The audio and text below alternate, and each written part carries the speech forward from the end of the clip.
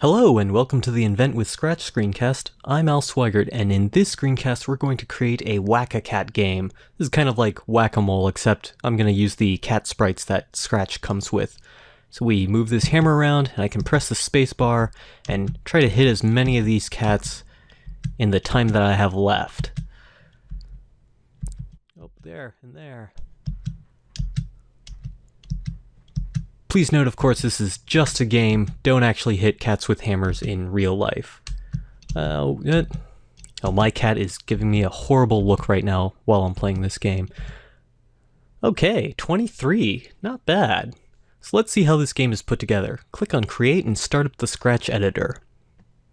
So first, we're going to draw a new sprite by clicking on this paintbrush icon, and this sprite will be for the hammer. Let's switch to vector mode.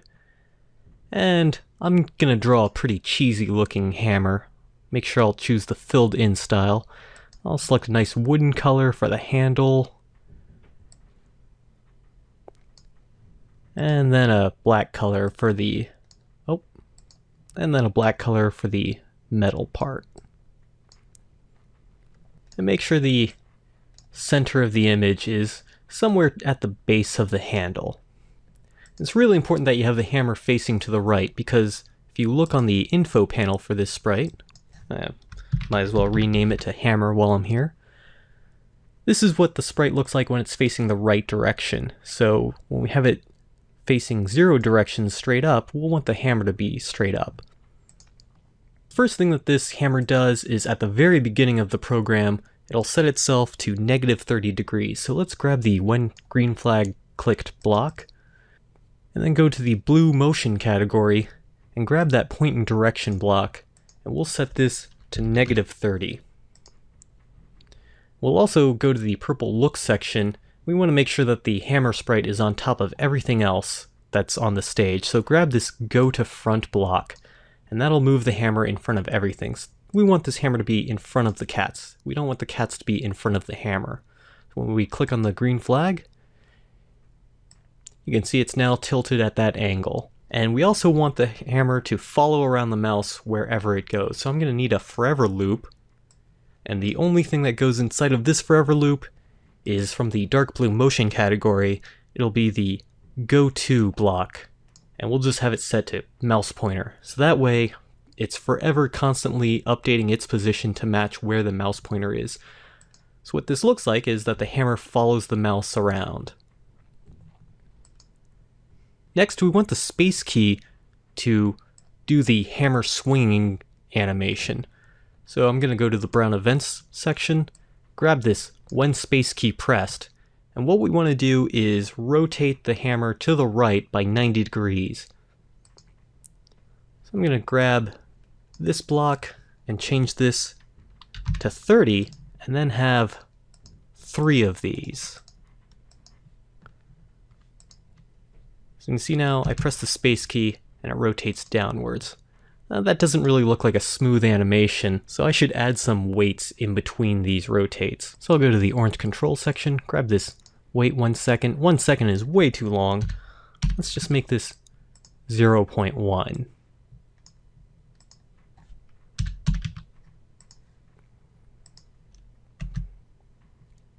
Oh, that's a little slow. How about 0.05.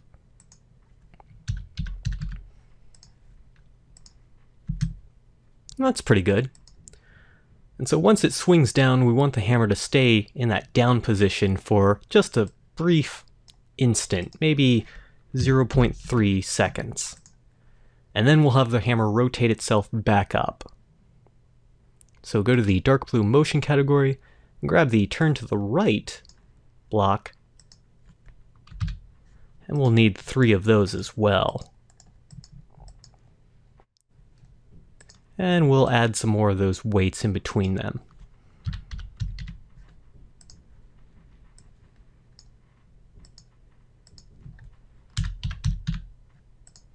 So let's test this out. Click on the green flag. Yeah, that's looking pretty good. Now let's create the animation for those cats popping out of the holes. To do that, I'm going to go to the costumes section of the cat sprite, And I'm going to go ahead and delete this second sprite. We won't need that.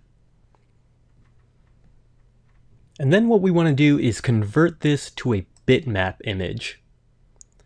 And I'll explain why in a little bit. Then grab this select tool and select the entire cat and move it up and out of the way for just a little bit, and I'll explain why in a moment. Then click on the ellipse tool and draw a black hole big enough for the cat to fit in. And now before you do anything else, right click on this costume and create a duplicate of it by selecting duplicate. And if you go back to the first costume, now we want to erase the entire cat. We just want this first costume to be just the hole and nothing else. And then go ahead and duplicate that second costume now, so that we have one costume that's just the hole and then two costumes that have cats. And for this second costume, I'm going to erase everything except just the ears, so just erase it just like that. And then I can grab the select tool and select all of this and lower the cat ears so it looks like the ears are just poking a little bit out of the hole. In fact, let's make a few more duplicates. How about 3 more duplicates? And so for the third costume, we want the cat to be a little bit more out of the hole, so I'll just erase everything underneath the eyes. And then use the select tool to select the cat's head and move it right there. And then for costume number 4, let's maybe have everything below the head be erased. And move that in position.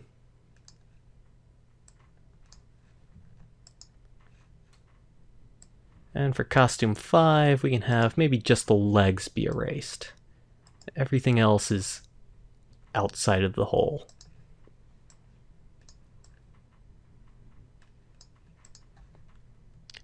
Then for the 6th costume,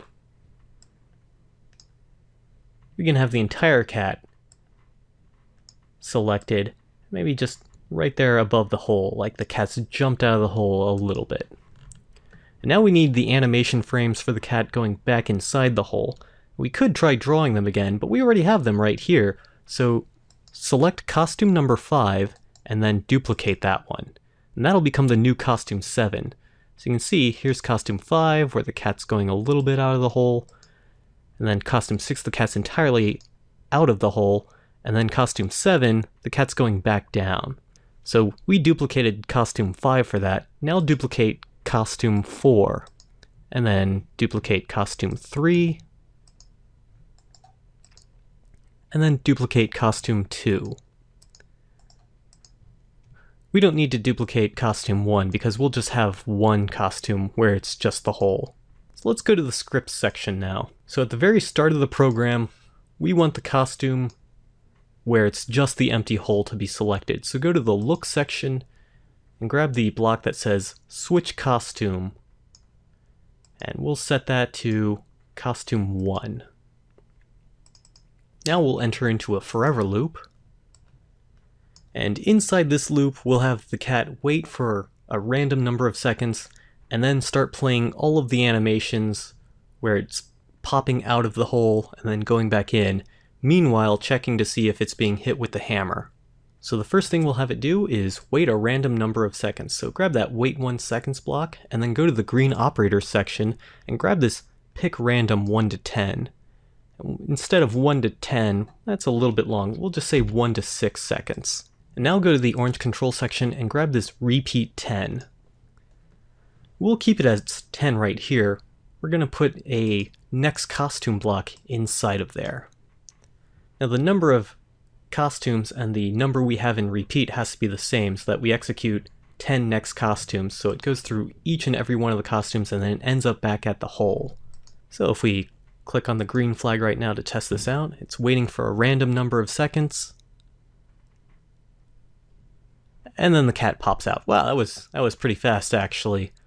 We need to slow that down a little bit. We'll add a small wait period in there. Let's say about 0.075 seconds. So we can click the green flag and test this out. Yeah, that's a little bit better. But we also need code that checks if the cat is being hit with the hammer. So we'll grab an if block and put it in right there. And this is actually a little tricky. So let's think about what exactly is happening in order to cause the cat sprite to think it's been hit. First of all, it has to be touching the hammer sprite. So we'll grab that touching block from the sensing section. But not only that, it has to also have the hammer in that swung down motion. So remember, the hammer starts off at -30 and it swings to the left by 90 degrees, so it'll end up at -120. So for the cat sprite right here, we need to grab this operators section's equal sign and go back to sensing, and there's a block down here that says X position of hammer. This allows us to grab one of the attributes of a different sprite and use it inside this sprite, which is the cat in the hole sprite. So let's click on the black triangle, and we don't want X position, we actually want direction. The direction of the hammer has to be equal to -120. So it has to be touching the hammer, and the hammer has to be swung down. So we could put one of these conditions into an if block, and then put another if block inside that if block for the other condition. There's a different way to do this though. If you click on the green operators section, we can grab this AND block. And the AND condition is only true if both of these conditions on either side of the AND keyword are also true.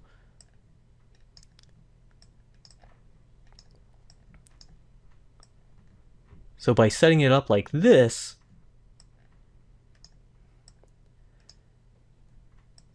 we can say touching hammer and direction of hammer is -120. Then we only need one if block. So before the program execution enters this if block and executes the code here, both touching hammer has to be true and the direction of hammer has to be -120. It's not enough for just one of these to be true, both of them have to be true. So in that case, we'll just create a variable that says score and make it for all sprites, and we'll change the score value by 1. And then go ahead and have the cat say ouch.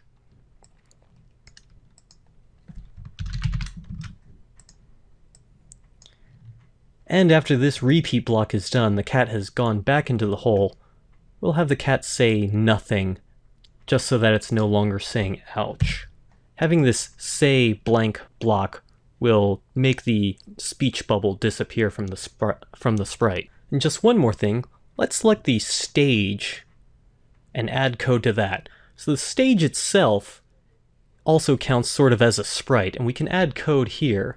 Usually it's code that we just want to have in general run, that's not particular to any sprite. So for here, let's go to events and grab this when green flag clicked. And at the very start of the game, we'll just set the score to 0. And we also want to have a timer that shows how much time we have left. So the game starts off with 25 seconds, and then the timer decreases, and it stops the game after those 25 seconds have passed. So let's create a new variable called time left, and it'll be for all sprites. We'll just set that to 25 at the very start of the program. Now let's enter into a forever loop, where inside this forever loop we just wait 1 second, and then we decrease time left by 1. So change time left by -1. That will subtract 1 from time left. And then inside that loop, we constantly check if time left is equal to 0, and that's how we know when the program will stop.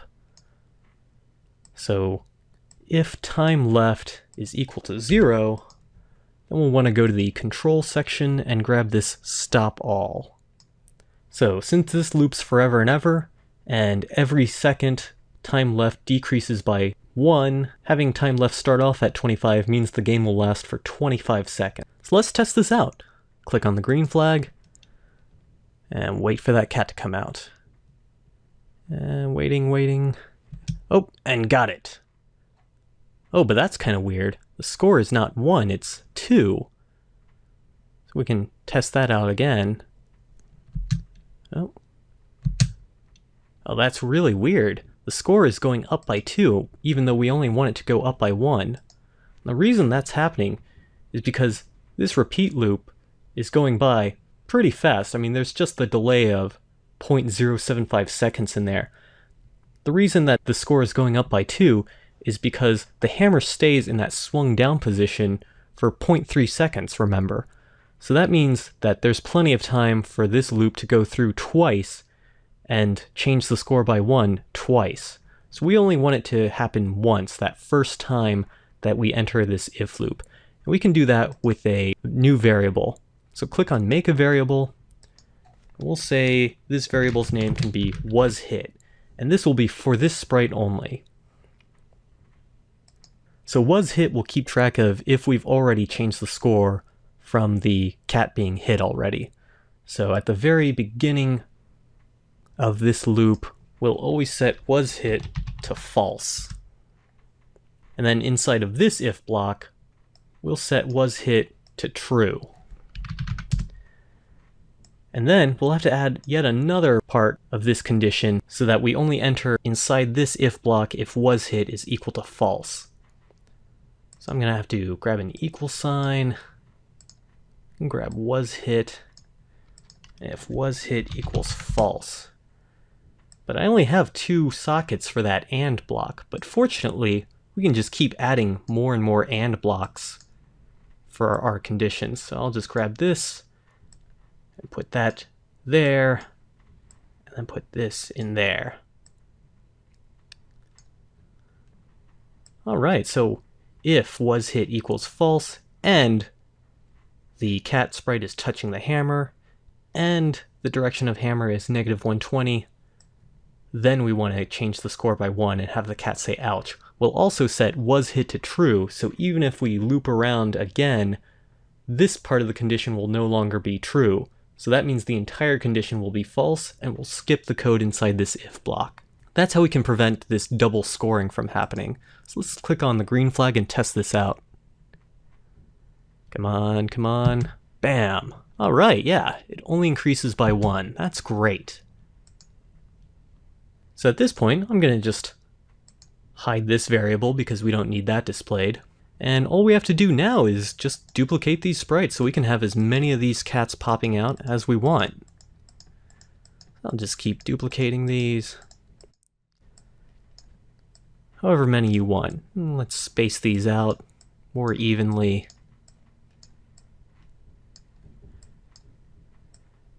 We can also have a little perspective going on if we make the ones up here at the top smaller and the ones down here larger, so it kind of looks like it's going further away as it goes up to the top. So I'll grab the shrink tool, and shrink this down, say 1, 2, 3, 4, 5 times.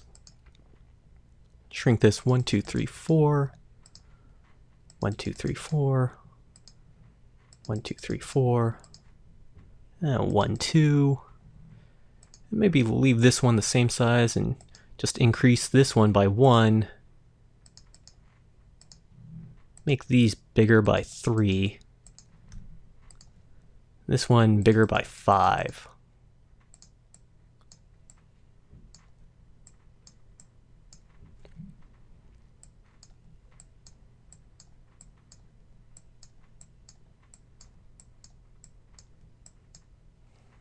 Okay, that's the complete game.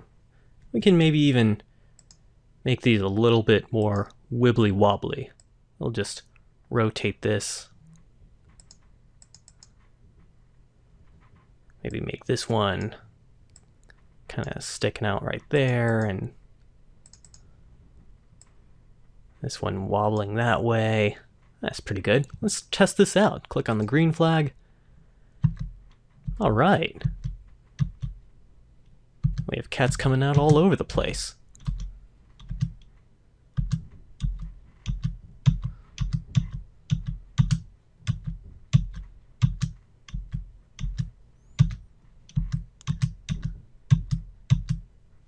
This is great. So we have this hammer that's following around the mouse cursor, which makes it easier to move around. We have the space key that tells the hammer to swing down. And in this screencast, we've also learned how to use the AND blocks so that we can combine multiple conditions.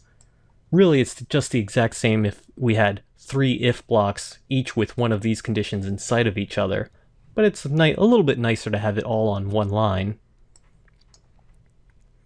And then we also went into creating frames of animation with these cats slowly popping out and then going back into the hole.